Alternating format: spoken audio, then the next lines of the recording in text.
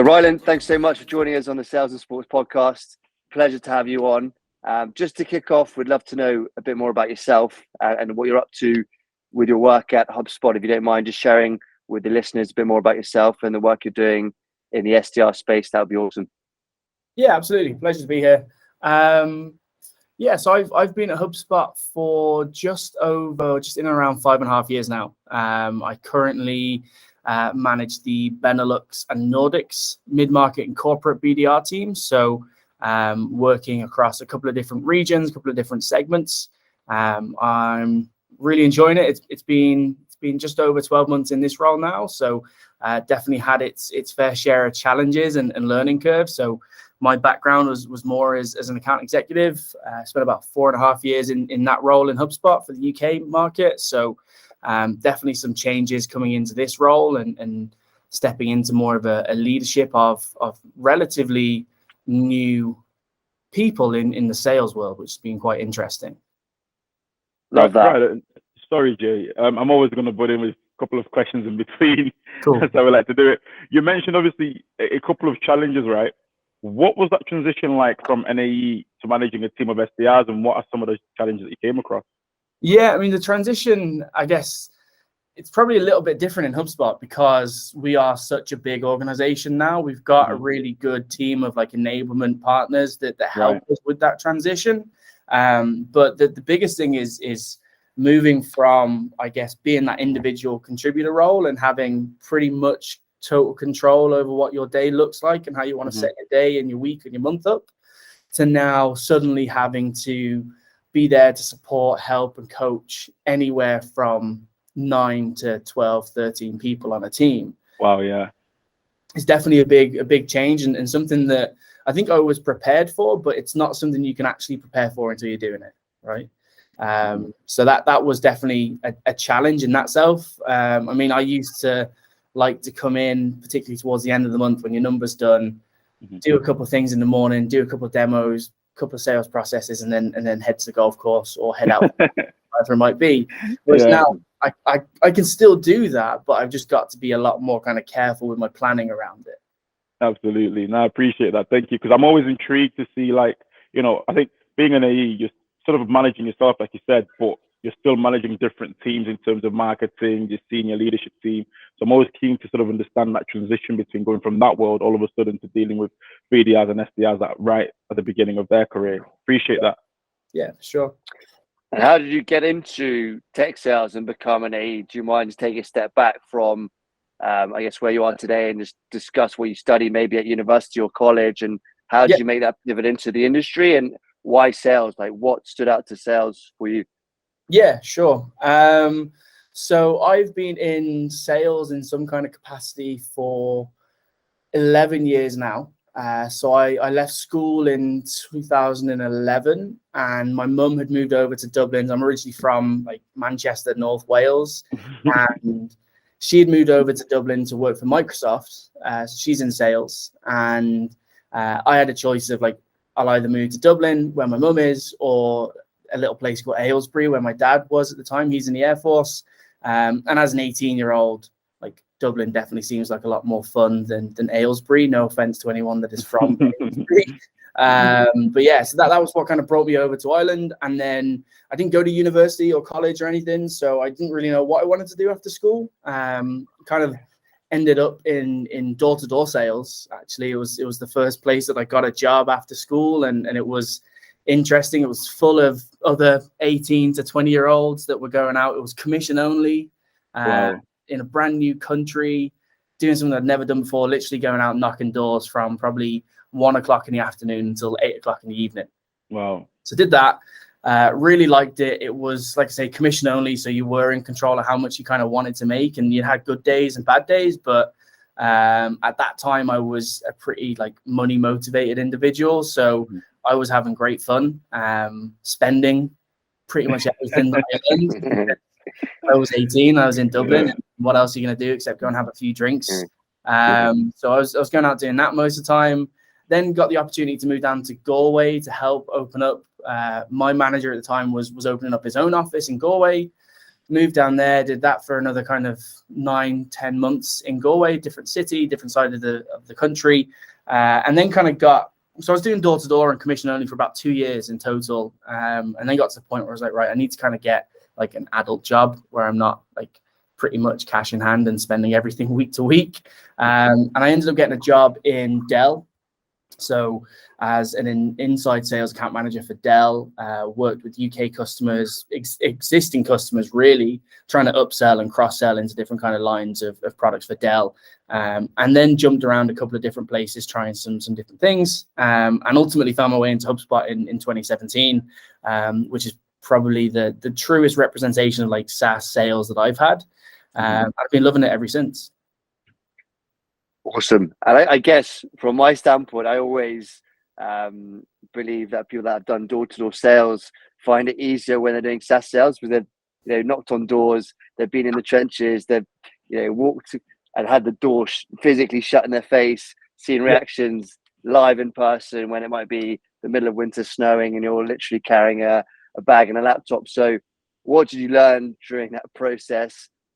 How hard was it? I guess the good, the bad, the negatives, and I guess how did you then make that pivot to sell? Was it pretty easy, or when you were applying for these roles, did you have hiring managers looking at you saying, "Oh, you don't have tech specific experience"? Do you mind going into that a bit more? How was it doing door-to-door sales? Yeah. I guess what did you take with that, and how did you break into the tech space? Yeah, definitely. I think like door-to-door is like the truest representation of how to deal with rejection, because you're going out knocking on 75 to 100 doors a day, and you're expecting to maybe make 2 to 3 sales a day. So like you do physically literally have to deal with that rejection and walk out of somebody's driveway after having the door shut and go into the next driveway 20 seconds later with a smile on your face and give it another go and see what happens. So like it's hard at the beginning, but like I'm a relatively like extroverted person in that I don't mind. Like I always, like, what brought me into sales was I like having conversations with people. I like understanding what drives them, what they're working on. So it was easy enough to do that sense. I mean, it was definitely some kind of cultural changes for me, like being not from Ireland, knocking on people's doors and like trying to understand like how Irish people interact with each other versus how people back home did. So that was definitely a change. But like now I kind of get a little bit of abuse from my fiance saying that I'm like a plastic paddy I'm in like a middle zone of where like people from like North Wales and the UK say I sound Irish, and then everyone in Ireland still says I sound very British. So I'm kind of like no man's land at the moment, but it was really enjoyable. It was a lot of fun. A lot of fun, learning, just getting excited. Like in hindsight, it kind of seems a little bit like that wasn't a real job, because it was just going out and having the banter with another group of people, and driving out to different estate or different area to go and knock on these doors, see how you get on, and then coming home at the end of the day, doing all your paperwork until like 9 o'clock at night, then going out for some drinks, wake up the next morning and do it all again. So like it was good fun, but it definitely took its toll. Like working 6 days a week from that kind of like 1 o'clock till 9 o'clock in the evening is not a sustainable thing. And there were people doing it that had families and kids and stuff. And I kind of look at that, go like, how are you able to kind of sustain that for a period of time is really tough. So yeah, I made that decision. I wanted to try and get into like an office, like inside sales job. And I think that there definitely were those questions around like it is a big transition, but at the end of the day, those skills, those have are something that you can bring into any role. It doesn't necessarily matter, especially at like an entry-level sales role. It's more about the person and their own kind of work ethic and their desire to want to learn and desire to want to get good at a specific role. Which I think stood to me, and like being able to go up to somebody's door and try and have a conversation it's kind of made that interview process relatively easy for me, because I just dealt with it on a personal level as opposed to trying to be too formal, I guess. Ryland, thank you so much for that, by the way. Really, really insightful. I think from my perspective, obviously we've got a massive piece on diversity, right? So I look at myself growing up, my parents, it was university, uni. if you don't go to uni, you're a failure. That was pretty. They wouldn't say that directly, but that was pretty much the messaging, right? Now, we're trying to encourage people to understand and see that there's a career in tech sales that doesn't necessarily require the university route. It's about, like I said, the confidence and the transferable skills that can be sort of brought into the role. Obviously, you're quite fortunate in the sense that you're quite extroverted anyway, so it's quite easy for you to pick up the phone or go to somewhere and knock on the door and be like, I want a job. What would you say to those people that maybe have come from backgrounds that, make them feel as if not going to uni is a failure, and they're quite introverted, but yet they still want to be successful and they want a career in tech sales? What would you say to them guys in terms of mentality and how they should approach the industry that we find ourselves in? Yeah, it's a good question. And I think the biggest thing for somebody to be successful in any sales role isn't whether or not they're introverted or extroverted. It's are they curious? Like, are they keen to understand why something works or why something doesn't? Are they keen to kind of improve and optimize their own process, but be able to kind of communicate that outwards as well? And I think, like, we all talk about diversity as in like a gender mix or a race mix, for example. I think diversity at its core level is having as many people from as many different backgrounds and different perspectives in the same place, because they can share their learnings and their kind of experience. Like, when I look at my team, I have people that have just come straight out of college. I have people that have spent the last 20 years raising a family and want to get into a tech sales role. And everyone's opinion is valuable, and everybody's kind of insights and experience adds to the whole culture of the team. And I think that's why the team has been really successful. And not everybody is extroverted. At like some of my team meetings, it's really difficult to get words out of people. And you're trying to kind of push them and say, like, have you got any kind of opinion on this, or what's your thoughts? And when they do speak, it's very valuable, because they're taking all of that experience and their learnings and their background, and they're applying it to the same situation that somebody that just runs 100 miles an hour and says, "Oh yeah, this is what we should do." They're both as valuable as each other, I think. So I would say for anybody that is kind of in that place, like, it is a case of understanding you inherently have values and something to bring to the table, no matter what your experience and your background is. And once you're in an environment that understands that and listens and appreciates it, it's going to be successful no matter what. I appreciate that a lot. And I think the key thing there that you said is the environment, isn't it, right? Because it's almost an example of to be quite metaphorical, a seed, if it's not in the right environment, it's not going to grow. So I think really appreciate that. And what are some of the things, I'm aware of the agenda, but just a quick one, what are some of the things that people should look for when looking for an environment that, would bring out the best out of them? Yeah, I think interviews are an interesting one, because both sides of the table only really have like half an hour to an hour to try and get to know each other.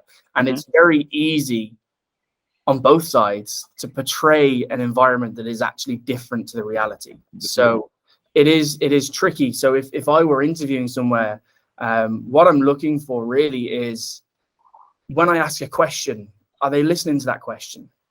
Are the follow-up questions, are they related to my original question? Are we like actually talking about what I have raised? Because if so, then it's valued and it's actually been listened to, as opposed to what typically happens in a lot of interviews is you kind of play a game of tennis with questions. You go back and forth, and like nobody's really listening to the reasoning behind the question, or like what you're trying to understand. Somebody sits there and goes, "Oh, that's a really interesting question. Like, why is that important?" Or like, "Tell me a little bit more." I know that they're actually interested. That's a really good sign that my opinion and my voice is going to be heard somewhere, and it's going to be valued. Appreciate that. Thank you. I guess from my standpoint, in terms of skills you look for when you're hiring, what would they be? And do you mind sharing, I guess, how your top performer works, and I guess skill sets and attributes they have as well within the team? Yeah, for sure. I mean, I think the biggest one is that curiosity. I believe that no matter what you're doing, if you're curious, you're going to find the way to be successful. You want to understand how something works. And some people are very like mechanically curious. They want to understand like why the maths works behind it. Or some people are very much like, curious around how they can tell better stories, or how they can have a better connect call, for example. And I think that the underlying commonality is that curiosity. So that's what I'm mainly like trying to understand when I'm interviewing somebody, especially at like BDR level, because a lot of the time they don't have that experience. You can't lean on something situational, but like, tell me when you were doing this and you struggled, like, how did you fix that? It's more conceptually, like, how are you curious? How do you like to learn things? How do you like to get better? Like, is that important to you? Because if it's not important, then that growth mindset piece is also missing.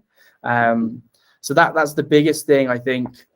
Things like work ethic that are normally kind of talked about in interviews. I think everybody has a work ethic.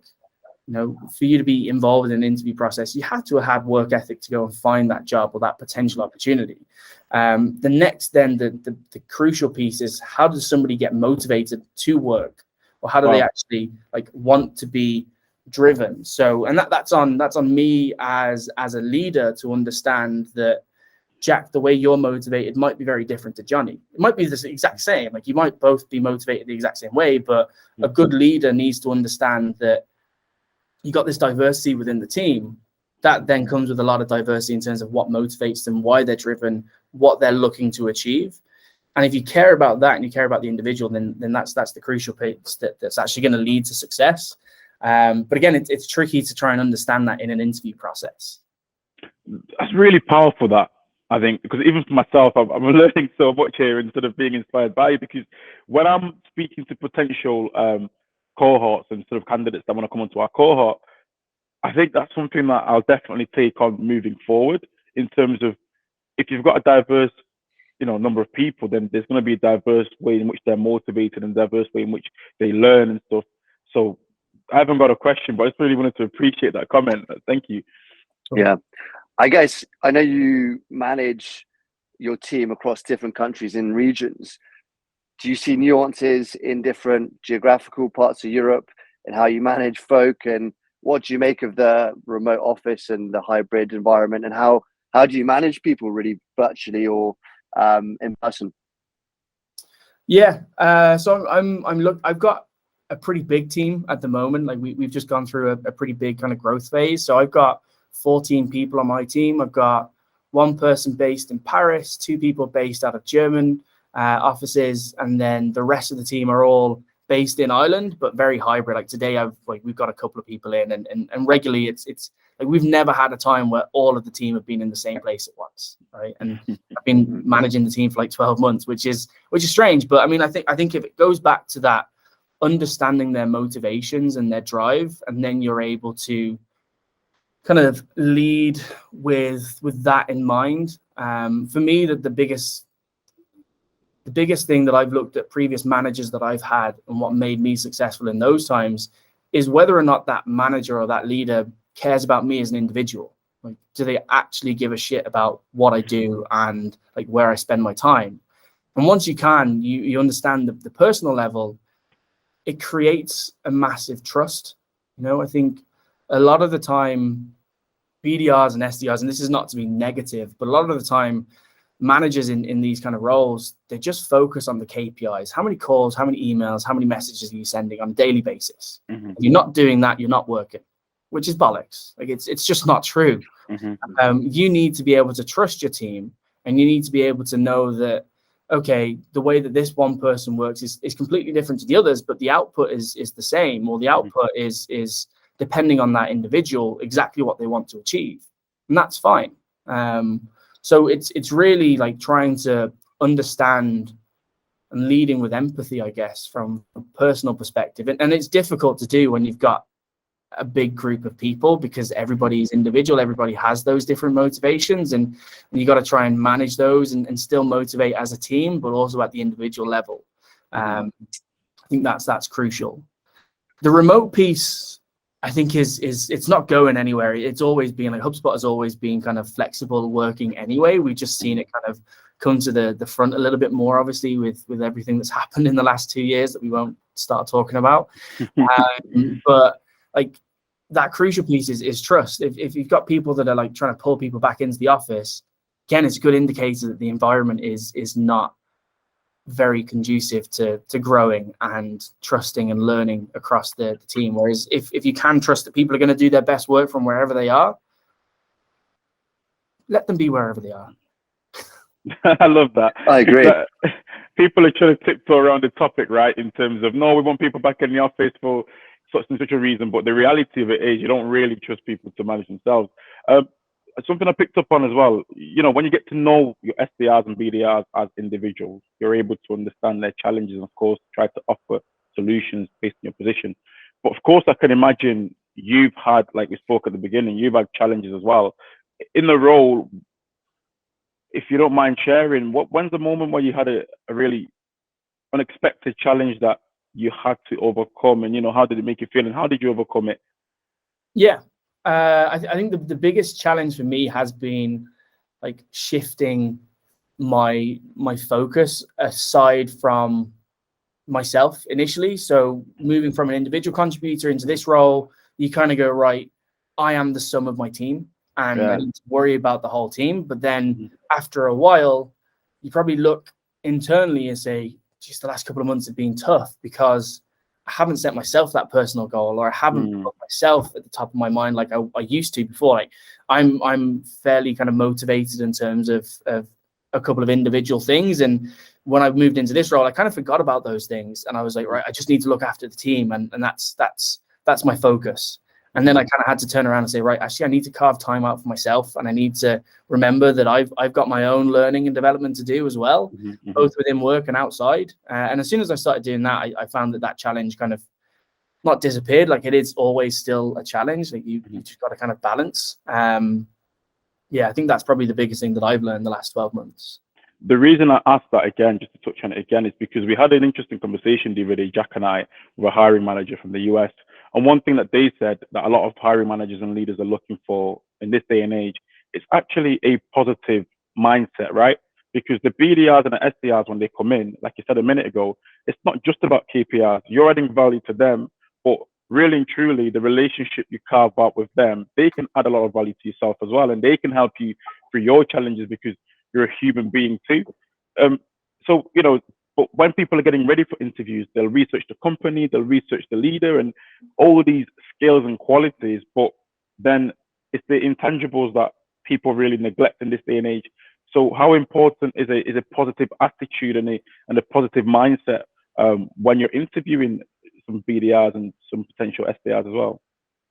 Yeah, and I think it's massive because, again, it's a lot of rejection in this role. No matter what way you look at it, unfortunately, the reality is you're going to get more no's than you get yeses. You're going to get more people that tell you to go away than they do open your door and invite you in. And I think like that positive mindset piece ties into resiliency. I think a positive mindset is fantastic. But if you're not resilient in protecting that mindset and you're not able to kind of put it in perspective and go, well, look, I expected to get more no's than yeses. That resiliency piece is the underlying piece. For me, that there needs to be resilience, and they need to kind of dust themselves off and go, right, yeah, okay, put it in perspective, have a positive mindset. I know I'm resilient. I can keep going. Yeah, love that. Thank you. Because when I speak to our candidates, sorry, Jay, I'm always trying to encourage them and say, look, you can get ready for the interviews and get all the theories right, but you have to have that resilience, like you're saying, and a positive mindset to keep on going through the nose. So I really appreciate you clarifying that and reiterating that. I think it's tough because you say, you need to show resiliency in an interview. And they go, well, I haven't had any kind of experience where I've had to show resiliency. But everybody has had to be resilient in something. Absolutely. Absolutely. Any example of and I always ask, like, tell me about a time where you failed. And I'm not looking to see, like, are they open in sharing those failures? I'm looking to see more like the resiliency piece. Like, okay, how did that failure make you feel? And what did you do differently the next opportunity you had? Like, did you learn from that failure? And did you get yourself back up and did you go? Or did you just say, I failed, I moved on to something else? Appreciate that. Thank you. 100%. 100%. I guess this is the Sales and Sports podcast. So transitioning into sport, I know you're a massive golfer and a keen golfer. What would you say the similarities are between golf and sales, or sports and sales in general? Yeah, I think like golf in particular is an imperfect game. You're never going to be perfect at every single. There's so many elements of golf that you can be the best golfer in the world, and there's still going to be someone out there that's better at you than one specific part. You know? And sales is the same. You know, if you look at a sales process, you go from prospecting, connect calls, discoveries, demos, if you do demos of software or you do presentations, and then closing, negotiations. There's so many elements that make up a great salesperson. The best salesperson in an organization is not going to be the best at every single part of the sales process. So you can always learn, you can always improve. And I think that's the biggest similarity, that you look at the best golfers in the world, and there might be somebody that's mid-table in terms of performance, but they're a better putter or they're a better short game player than somebody at the top of that tournament that week. They can still learn from those. And the best golfers and the best salespeople are constantly looking around them to learn from each other. I appreciate that. You know what? On that topic, I'm not going to pretend I'm any good at golf. Like, I had a colleague of mine that took me one day, and I'm more into football, right? But I think how important would you say patience is? Because I remember trying to hit the ball, because I used to think you just got to grab the driver or whatever, just whack it. Yeah. So I'm trying to hit the ball and I'm missing. I didn't have the patience to keep on going so I can get better at it. But I know in sales, you do need that patience to work on different elements of your game. So how important is being patient? Because some SDRs and BDRs can start a role that they're not used to, and it can sort of discourage them a little bit in the first couple of weeks or even month or two. But then some of the best SDRs I've seen, they end up going on to become even better, even though they struggled in the first couple of months. So how important is patience when it comes to sales and golf? If you want to speak on that. Yeah, it's massive. It's massive. Like nobody comes into, I have not seen a BDR come into a BDR role and nail it from the get-go. There's always something that is a challenge or is a struggle that they didn't realize before they started. But the patience piece is only good if you are doing that, looking around your shoulder and seeing who's better at me than this particular area. Am I going to go over and ask them a question? And then you combine the two with that learning, that growth mindset, that curiosity piece, alongside patience and knowing, okay, there's a process in place. I need to learn that process. I need to learn what I need to do here, and then put that into action. And then you find that you start making those incremental improvements that add up to a massive difference. And the best BDRs, SDRs, you look around most organizations, they've probably been in seat for 13 to 18 months. You know, everybody goes into a BDR job going, right, I want to be an account exec within 12 months. Do you know what I mean? Guilty. But the people that come out on the other end, and then you look at the AEs that have been BDRs, the best ones were actually BDRs for 18 months. And they were patient. They knew that they had loads to learn, and they went and they put that patience into place. Then they start as an AE, and they've already got way more experience. They appreciate that they've still got a load of patience. They're back on the learning curve. The ones that kind of rush through, they generally get off to a good start, and then they struggle because they've just been moving a million miles an hour and they haven't had the time to kind of put those foundations in place. Yeah, and I appreciate that. And I think that's one thing that we try telling our candidates as well. You know, just because you're struggling in the first week or two doesn't mean you're not good enough for that role, right? You need to be patient with yourself and learn from the very best. And I appreciate you reiterating that. You know, 100%. I think mindset as well is super key in golf and also sales. You might, be in a bunker or hit the rough. You have to get yourself out of there. And you look at the actual game of golf, you're probably on the golf course for like 4 hours or 4 to 5 hours, but your actual playing time when you're hitting the shots is probably like 2 minutes. It's like when you're a salesperson being on those cold calls or, connecting with a prospect or having a discovery call or closing a deal. So it's keeping that mindset throughout the day or the week or the month, but still executing and have that level head when you're actually, playing that shot or connecting with that prospect. So pretty interesting. The biggest thing that has an impact on the golf course is that time when you're walking from your last shot to your next shot, and you're in your head a little bit, and you're telling yourself, oh, you didn't do this great, you didn't do that, oh, you need to do this. And then you get up there and you hit your shot and you forget about it. You forget about everything that you said on the way up to the ball.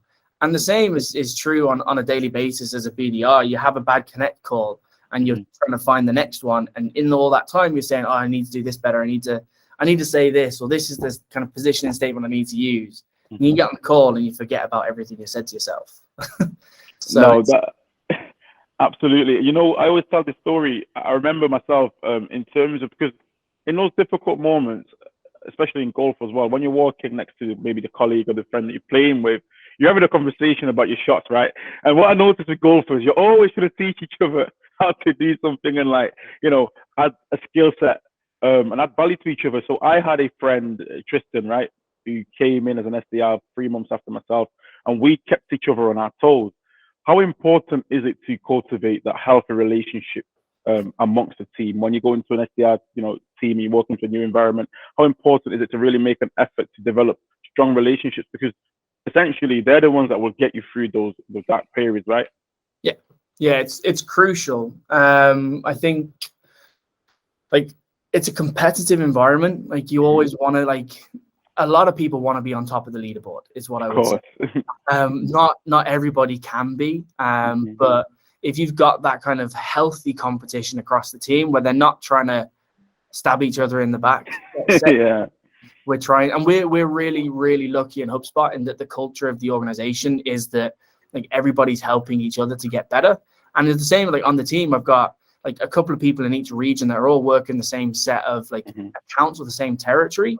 But there's nothing underhanded that somebody would try and say, oh, I'm not telling you what's working for me because then it's not going to work as well for me.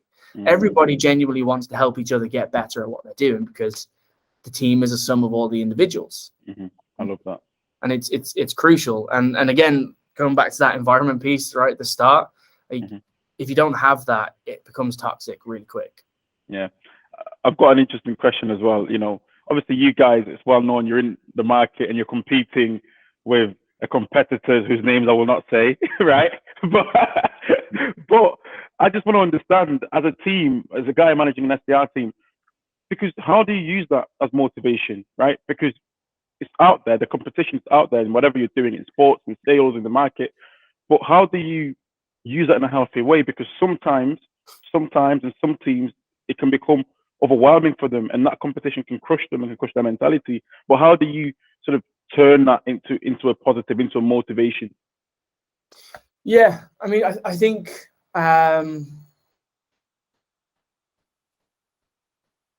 going back to the personal piece is understanding, okay, like, what are we all working towards? What is the common goal as a team, as an individual? How do we help hold each other accountable to that? And turn around and say, look, this is what we're working towards. This is how we're tracking.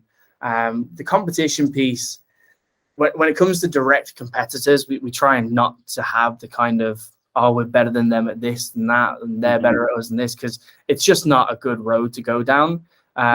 It's more a case of understanding where we can add value, and I love that. Like, really show the importance of, like, why that's valuable to them as a business, or why it's valuable to each individual, rather than kind of get stuck into, like, features and benefits, let's say. Right.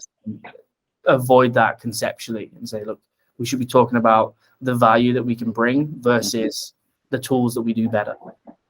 No, I love that. And I love that because I think for our current candidates that are going to be watching this as well, it's really the key word there, isn't it? It's value, because there's always going to be all these factors we've spoken about today.